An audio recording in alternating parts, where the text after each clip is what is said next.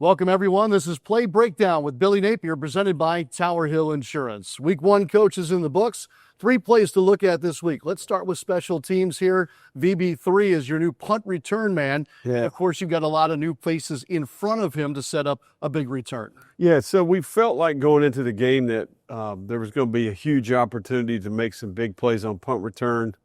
And really, this phase comes down to individual matchups on the holdups.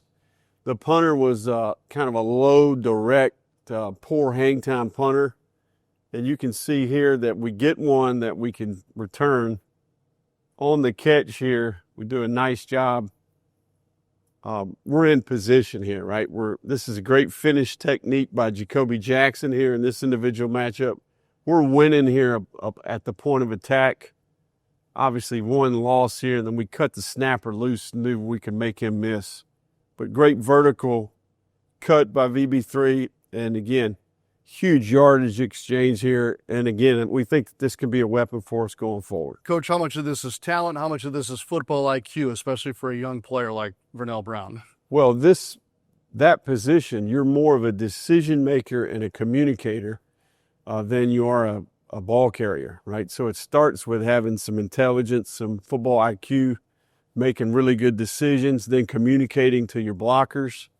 And then there's a ton of situational football there. But individual matchups, great decision by the returner, and obviously could be a weapon each week of the season the rest of the way. Without a doubt. Vernell Brown also returned kickoffs for the Gators on his way to 149 all-purpose yards. Coach, let's turn our attention now to defense. This is early in the game, and this is picking up right where this defense left off last season.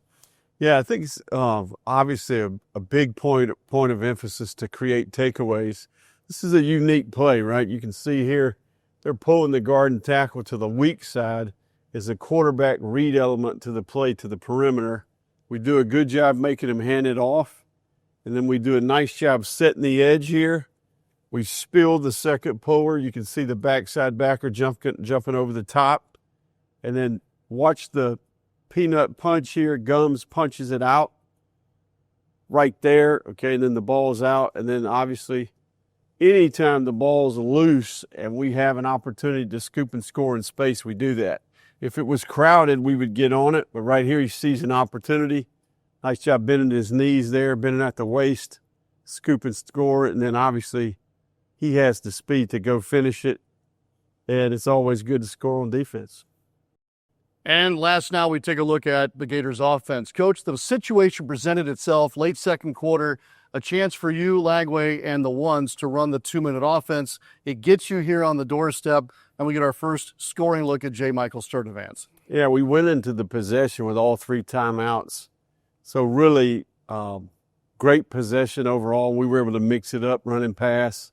We end up with a third down here down inside the 10, what we call the high gold area. We motioned to empty, okay, and kind of forced their hand. They decided to play 4 over 3 here. This guy's a box player. It's 2 over 2 man over here. So the quarterback does a nice job picking the right side of the concept. J-Mike is matched up with the weak safety here. And we run a little box fade here. It's a nice job by DJ. Really good ball placement on the outside half of the, like it to be a little bit more above the helmet, but in general, it's good on the outside half. And then a heck of a catch by J. Mike Sturdivant to get his first touchdown of his Gator career. Not a bad celebration either. Has some work to do. Welcome to the Gators. 3 winning plays, of course, on this week's Play Breakdown with Billy Napier, presented by Tower Hill Insurance.